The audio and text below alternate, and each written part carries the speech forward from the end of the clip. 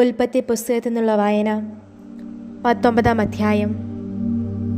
സോദോമിൻ്റെ പാപം.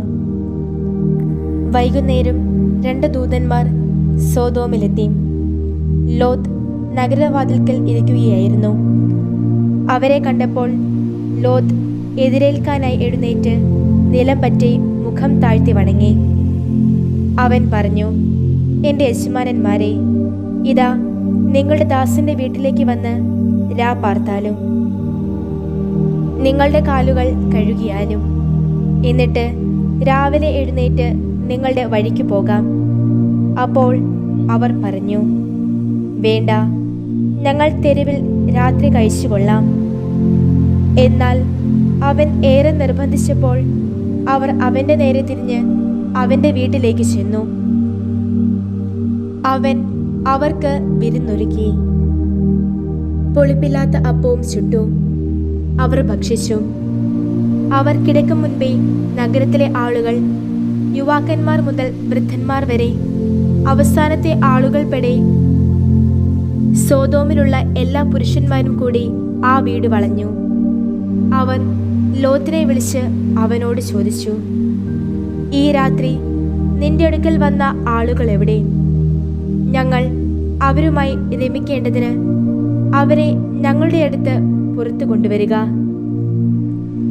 ലോത്ത് അവരുടെ അടുത്ത് വാതിൽക്കലേക്ക് ചെന്നു. അവൻ പുറത്ത് കടന്ന് കതകടച്ചു. അവൻ പറഞ്ഞു, അരുത്, എൻ്റെ സഹോദരരെ തിന്മ ചെയ്യരുത്.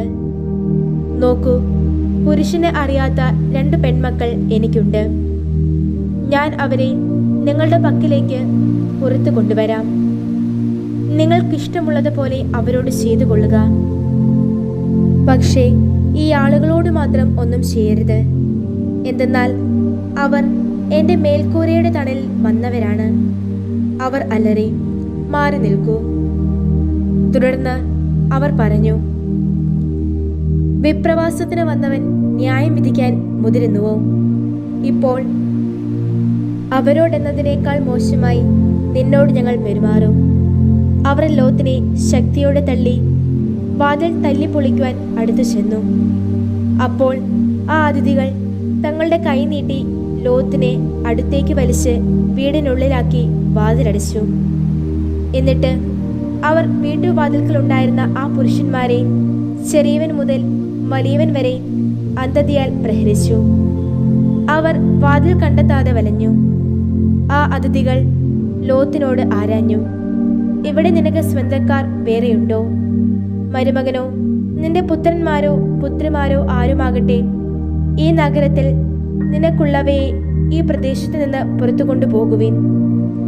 എന്തെന്നാൽ ഈ പ്രദേശം ഞങ്ങൾ നശിപ്പിക്കാൻ പോവുകയാണ്. കർത്താവിന് മുൻപിൽ അവയുടെ രോദനം വലുതാകിയാൽ ഇവിടെ നശിപ്പിക്കാൻ കർത്താവ് ഞങ്ങളെ അയച്ചിരിക്കുന്നു. ലോത്ത് പുറത്തു ചെന്ന് തൻ്റെ പുത്രിമാരെ വിവാഹം ചെയ്യാനിരുന്ന തൻ്റെ മരുമക്കളെ കാര്യമറിയിച്ചു. അവൻ പറഞ്ഞു, എഴുന്നേറ്റ് ഇവിടെ വിടുവിൻ. എന്തെന്നാൽ കർത്താവ് ഈ നഗരം നശിപ്പിക്കുവാൻ പോകുകയാണ്. എന്നാൽ അവൻ്റെ മരുമക്കളുടെ ദൃഷ്ടിയിൽ അതൊരു തമാശ പോലെയായിരുന്നു. ലോത്ത് സോദോം വിടുന്നു. നേരം പുലർന്നപ്പോൾ ദൂതന്മാർ ലോത്തിനോട് നിർബന്ധിച്ചു പറഞ്ഞു, എഴുന്നേൽക്കൂ, നിന്റെ ഭാര്യയെയും ഇപ്പോഴുള്ള നിന്റെ 2 പെൺമക്കളെയും കൂടെ കൂട്ടുക. അല്ലെങ്കിൽ നഗരത്തിൻ്റെ ശിക്ഷയിൽ നീയും തുടച്ചു നീക്കപ്പെടും. എന്നാൽ മടിച്ചു നിന്നപ്പോൾ അയാളോടുള്ള കർത്താവിൻ്റെ അനുകമ്പ കൊണ്ട് ആ ആളുകൾ അയാളുടെ കയ്യിലും ഭാര്യയുടെ കയ്യിലും 2 പുത്രിമാരുടെയും കയ്യിലും മുറുകെ പിടിച്ച് അയാളെ നഗരത്തിന് പുറത്ത് കൊണ്ടുവിട്ടു. അവരെ പുറത്തു കൊണ്ടു ചെന്നാക്കുമ്പോൾ അവൻ പറഞ്ഞു, നിന്റെ പ്രാണനെ പ്രതി തിടുക്കം കൂട്ടുക. നിന്റെ പിന്നിലേക്ക് നോക്കരുത്. സമതലത്തിൽ ഒരിടത്തും നിൽക്കരുത്. മലയിലേക്ക് ഓടി രക്ഷപ്പെടുക, അല്ലെങ്കിൽ നീ തുടച്ചു നീക്കപ്പെടും. ലോത്ത് അവരോട് പറഞ്ഞു, എൻ്റെ യജമാനന്മാരെ, അരുതേ. ഇതാ അങ്ങയുടെ ദാസൻ ഇപ്പോൾ അങ്ങയുടെ ദൃഷ്ടികൾ പ്രീതി കണ്ടെത്തിയിരിക്കുകയാണല്ലോ. മാത്രമല്ല എൻ്റെ ജീവൻ സംരക്ഷിക്കാൻ എന്നോട് അങ്ങ് ചെയ്ത കാരുണ്യം അങ്ങ് വിശാലമാക്കുകയും ചെയ്തിരിക്കുന്നു. എന്നാൽ ആപത്ത് എന്നെ പിടികൂടി ഞാൻ മരിക്കാതിരിക്കേണ്ടതിന് മലയിലേക്ക് ഓടി രക്ഷപ്പെടാൻ എനിക്ക് സാധിക്കുകയില്ല. നോക്കൂ, ആ പട്ടണം ഓടിയെത്താൻ മാത്രം സമീപസ്ഥമാണ്. അത് ചെറുതാണ്. ഞാൻ അങ്ങോട്ട് ഓടി രക്ഷപ്പെട്ടുകൊള്ളട്ടെ. അത് ചെറുതാണല്ലോ. അങ്ങനെ എൻ്റെ ജീവൻ നിലനിൽക്കട്ടെ. അവൻ അയാളോട് പറഞ്ഞു, ശരി, അക്കാര്യവും ഞാൻ അംഗീകരിക്കുന്നു. നീ പറഞ്ഞ പട്ടണം നശിപ്പിക്കുന്നത് ഞാൻ ഒഴിവാക്കിയിരിക്കുന്നു. വേഗമാട്ടെ, അങ്ങോട്ട് ഓടി രക്ഷപ്പെടുക. നീ അവിടെ എത്തും വരെ എനിക്കൊന്നും ചെയ്യാനാവില്ലല്ലോ. അങ്ങനെ ആ പട്ടണത്തിന് സോവാർ എന്നു പേരുണ്ടായി. സോദോം ഗൊമോറായുടെ നാശം. ലോത്ത് സോവാറിൽ എത്തിയപ്പോഴേക്കും ഭൂമിയുടെ മേൽ സൂര്യൻ ഉദിച്ചിരുന്നു.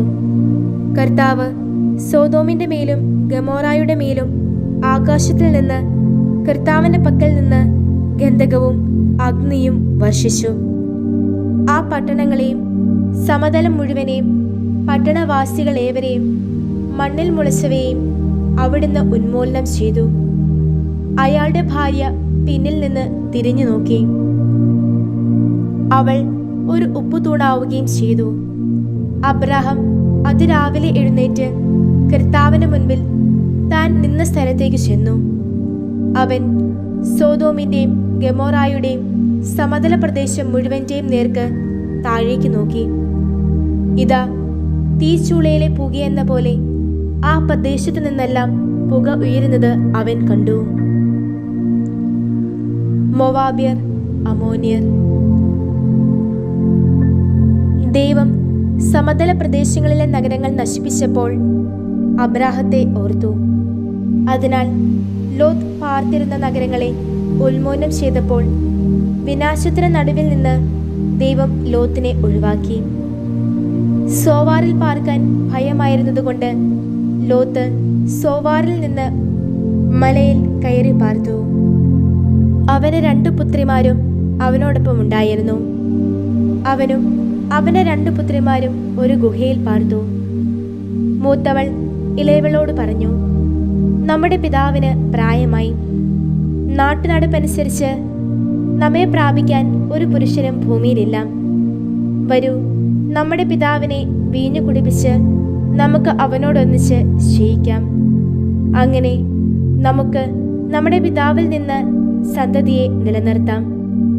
ആ രാത്രി അവർ തങ്ങളുടെ പിതാവിനെ വീഞ്ഞു കുടിപ്പിച്ചു. മൂത്തവൾ ചെന്ന് തൻ്റെ പിതാവിനോട് കൂടെ ശയിച്ചു. അവൾ കിടന്നപ്പോഴോ എഴുന്നേറ്റപ്പോഴോ അവൻ അറിഞ്ഞില്ല.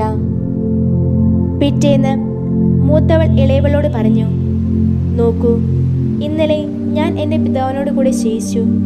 ഇന്ന് രാത്രി നമുക്കവനെ വീഞ്ഞു കുടിപ്പിക്കാം. എന്നിട്ട് നീ ചെന്ന് അവനോട് കൂടെ ശയിക്കുക.